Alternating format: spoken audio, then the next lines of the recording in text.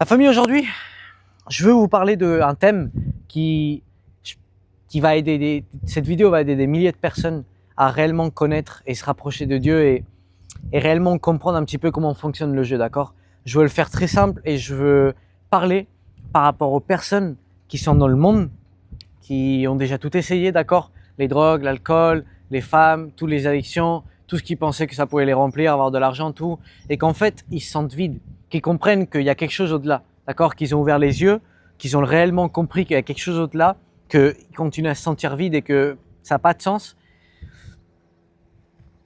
et qu'ils veulent comprendre pourquoi, comment, et pourquoi quand je me rapproche à la religion, tout le monde est bizarre, pourquoi les gens, c'est comme s'ils m'aimaient pas, ils m'acceptent pas, c'est pas avec des gens que je me sens reflété et tout ça, d'accord?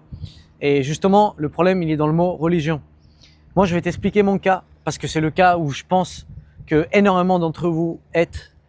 Et c'est littéralement que moi, je venais du monde, je venais de fumer, boire, sortir, enfin, toujours faire la fête, machin. Je pensais que ça, c'était le plus cool, non, d'être le plus fou, toujours en train de vivre pour les autres, non, pour prouver, pour être le meilleur, pour être le plus fort, pour être le plus ci, pour être le plus ça. Et je vivais pour l'argent, littéralement. Mon objectif, c'était que l'argent, que l'argent, que l'argent. Et quand je me suis rendu compte que tout ça, ça me remplissait pas et que j'étais au plus profond d'un puits, en fait, je me suis rendu compte, moi, parce que j'étais très aveuglé, d'accord, je me suis rendu compte grâce à un accident. L'accident, ça a été la bénédiction de Dieu, littéralement. C'était Dieu qui m'a envoyé l'accident et qui m'a fait ouvrir les yeux, d'accord. Il y a eu tout un procès, j'ai mon témoignage dans mes réseaux pour ceux qui voulaient voir. Et donc, j'ai dit, d'accord, maintenant, je veux me rapprocher de toi, Seigneur. Comment c'est que moi, j'ai commencé à connaître Dieu, que j'ai commencé à sentir tout ça? Je l'ai fait inconsciemment, en fait. Littéralement, ça n'a pas été fait exprès. À jour d'aujourd'hui, je comprends que c'est littéralement lui qui me guidait parce que moi, j'avais dit, Seigneur, guide-moi. Donc, littéralement, il avait commencé à me guider, mais moi, je me rendais pas compte. Je pensais que c'était par mon propre épée et ça l'était pas. Je commençais à aller à la salle de sport, d'accord? Commençais à construire ma meilleure version physique. Ça a fait que je m'éloigne de toutes ces mauvaises relations, de toutes ces personnes qui me tiraient vers le bas, qui me tenaient en bas, aveuglé à cause de péché, non? Moins je péchais, moins j'avais envie de pécher, littéralement. C'est quoi les péchés? Les péchés, c'est réellement ce que toi tu sens dans ton cœur qui est mal, d'accord? Parce que par exemple, pour une personne qui n'est pas, disons, qui croit en Dieu, mais qui n'est pas très proche, très proche et qui n'est pas très aligné, il va faire une chose, ça va pas être un péché pour lui, il va pas se sentir mal, il va pas. Et par contre, disons moi, je vais me sentir mal, d'accord? Donc, réellement, ce qui est péché, c'est ce que toi tu sens que tu l'as fait mal dans ton cœur et que tu rectifies pas ça, ou etc. D'accord? Ça, pour moi, c'est vraiment la définition du péché. Et du coup, moins je péchais, moins je faisais des choses desquelles je regrettais faire, d'accord? Le truc, c'est ne jamais regretter rien de ce que tu fasses. Moi, je faisais des choses que je regrettais ou qui me faisaient honte, et plus je me rapprochais de Dieu. J'essayais d'éviter la masturbation, machin. J'avais comment ça s'appelle, une addiction énorme à tout ce qui est en fait, j'avais une addiction énorme au cul, au sexe. Et le problème, c'est que je savais très bien que Dieu, il voulait pas que moi, je donne mon corps à aucune fille. Parce que je suis quand même resté, entre guillemets, et je me suis pas donné à beaucoup de filles. Et du coup, je savais qu'il voulait pas que je donne mon corps à aucune fille comme ça, genre en mode, voilà. Ça, je le savais. Et je me disais, ok, je me tape toutes les queues que je veux, voilà. Et peu à peu, j'ai commencé à diminuer ça, vu que j'ai compris que ça se passait pas comme ça. Peu à peu, j'ai essayé de commencer à diminuer le tabac, machin. Et ça, qu'est-ce que ça faisait? C'est que je m'alignais avec Dieu. Je lisais même pas la Bible, je lisais rien du tout pendant ce moment-là, d'accord? Mais je sentais que chaque jour, j'étais plus aligné. En me focalisant en moi, je sentais que chaque jour, je me rapprochais plus de Dieu. Qu'est-ce que j'ai fait après? J'ai commencé à lire des versets par jour, des petits versets, machin. Et je sentais quelque chose, je sentais l'amour de Dieu, je sentais vraiment sa présence, surtout en parlant avec lui, d'accord? Au début, moi, je lisais pas la Bible, je lisais pas tout ça. Et vraiment, la seule chose que je faisais, c'est parler avec lui. Et quand tu parles avec Dieu, d'accord, fais pas comme on t'a montré ou quoi que ce soit. Non. Toi, quand tu parles avec Dieu, avec Jésus, c'est ton ami, d'accord? Littéralement, c'est ton pote. C'est la personne que tu peux tout lui raconter. De toute façon, il sait tout. Donc, n'essaye pas de lui cacher des choses. Raconte-lui tout. Zéro honte, zéro haine, zéro honte, zéro gêne. Littéralement, tu lui racontes tout, tu parles de tout avec lui, tu lui laisses toutes tes préoccupations, tu lui lâches tout et littéralement, il va te donner de la paix. Il va te donner une paix brutale. Moi, je me souviens, je sortais plus avec mes amis, donc j'étais toujours tout seul, non?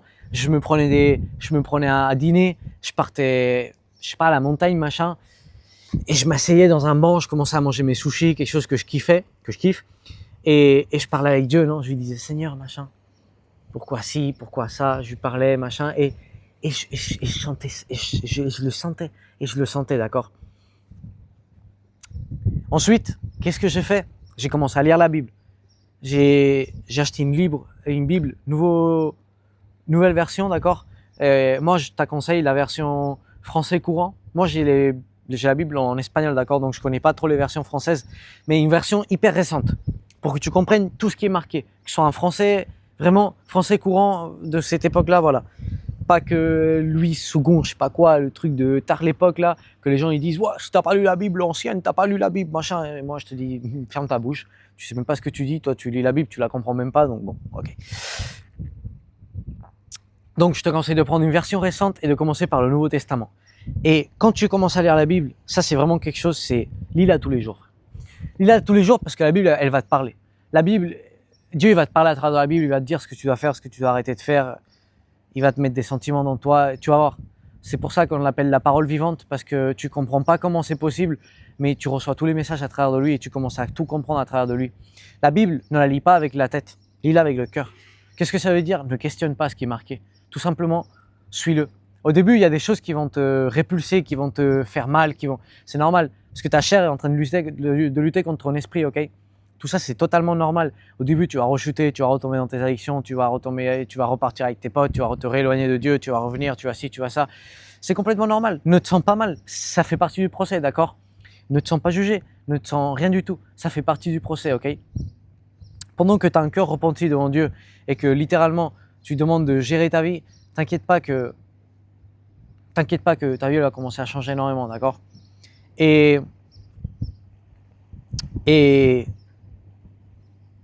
tu vas commencer à construire une relation avec Dieu, avec Jésus, littéralement. Et ça va être la chose la plus belle que tu vas avoir dans ta vie. Je peux te l'assurer. Je peux te l'assurer.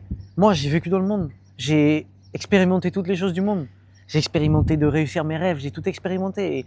Et je peux t'assurer que une chose que le monde ne peut pas te donner, c'est la paix. La paix, c'est quoi?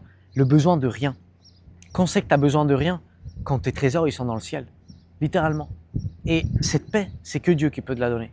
Quand tes trésors ils sont dans le monde, tu as toujours besoin de quelque chose de plus, d'accord? Tu as toujours besoin d'un petit peu plus, d'un petit peu ci, d'un petit peu ça. Tu as l'avarice, tu as le mécontentement, tu as l'ingratitude qui est toujours en toi. Et cette paix, c'est que Dieu qui peut te la donner, ok? Cette paix que autant tu as cherché dans les drogues, dans l'alcool, dans les femmes, comme moi je l'ai cherché. Et c'est ça, frère. Je veux pas trop allonger la vidéo, je veux pas trop la compliquer. Tout simplement juste rapproche-toi à Jésus.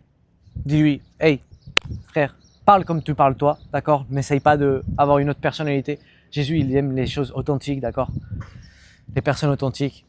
Et rapproche-toi à lui et tu lui dis, Jésus, Seigneur, moi, je te connais pas, je sais pas qui t'es, je sais pas, mais écoute, je veux te connaître, je veux que tu changes ma personne. Je te demande vraiment pardon pour tout ce que j'ai pu faire, vraiment. Je suis désolé pour tout ce que j'ai pu faire. Et apprends-moi à ouvrir les yeux, enseigne-moi à faire comme tu aimes faire. Montre-moi le chemin, montre-moi ce que je dois arrêter de faire, de commencer à faire. Montre-moi mon propos de vie, montre-moi. Et quand tu viens avec un cœur repenti devant lui et que littéralement tu lui dis Seigneur, je te remercie parce que je sais que c'est toi qui me sauve de littéralement la mort éternelle parce que tu es venu et que tu as donné ta vie pour moi, pour sauver tous mes péchés.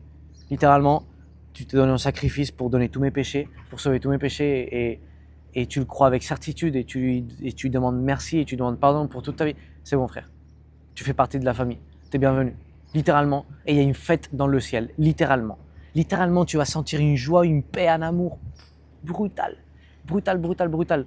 Mais tu dois pas faire comme tous les croyants ou comme toutes les personnes, non, qui d'un coup, ils se mettent confort. En mode, c'est bon, j'ai le pardon de Dieu, ça y est, c'est bon, j'ai le ciel gagné, allez, à l'azab, c'est bon. Non, frère, non, non, non, non. Le vrai fils de Dieu, c'est celui qui lutte, c'est celui qui va en avant, c'est celui qui réellement, c'est une fucking machine, d'accord, qui ramène, qui reflète la gloire de Dieu à travers de son corps, à travers ce qui sort de par sa bouche, à travers les résultats de sa vie, d'accord. Et ça, c'est une personne, tu sais, c'est comment? Une personne remerciante. Parce que tu remercies Dieu, ce qu'il a fait pour toi, littéralement, ce qui t'a donné la vie, Jésus qui t'a sauvé la vie, et tu le remercies à travers de l'action. Le remerciement, il se fait à travers de l'action, pas à travers de la parole. Donc, commence à mettre le boulot, commence à agir, et il va te donner tout ce que tu lui as demandé, et 10 fois plus. D'accord? Ça va être difficile de t'éloigner de le monde, je te l'accorde. Ça va pas être quelque chose de facile, mais ça va être la chose la plus merveilleuse que tu vas faire dans toute ta vie. Et en plus, sache que ici, tu as ta famille, même si on se connaît pas physiquement, frère, on se connaît par le téléphone, quoi que ce soit, tu m'envoies un message, hey, j'ai un doute, j'ai ci, j'ai ça, tu m'envoies un message tiré du bas, Alejandro Poveda sur Instagram, je réponds assez rapidement et je vais être enchanté de pouvoir te clarifier un petit peu le chemin et de pouvoir t'aider un petit peu, d'accord? Et je crois que j'ai à peu près tout dit. Surtout comment je me sentais un petit peu, mon expérience et tout ça. J'espère que ça n'a pas été trop compliqué et que juste applique ce que je te dis et tu vas avoir le changement dans ta vie, d'accord? Et quoi que ce soit, si tu vois que tu es en train de rechuter, que tu n'as plus de force, que quoi que ce soit, hey, tu m'envoies un message parce que j'ai passé par tout ça, d'accord? Je te parle pas depuis l'inexpérience, je te parle que littéralement, il y a 1 an et demi, j'étais en train de fumer un paquet de clopes par jour, en train de me taper 3 queues par jour, en train de désirer l'argent, en train de courir derrière les culs et j'étais dans l'obscurité, non l'étape d'après, après, d'accord? Littéralement dans une famille qui était diabolique et laisse tomber, d'accord? Donc je sais de ce que tu ressens, je sais ta position et tout simplement frère, Jésus est le chemin, la vérité et la vie, ok? C'est la conclusion du message. Hey frère, je t'aime du fond du cœur, même si je te connais pas, je t'aime du fond du cœur. Que Dieu te bénisse énormément. Et je te dis quoi que ce soit, envoie-moi un message. Et littéralement, bienvenue dans la famille. Let's go machine.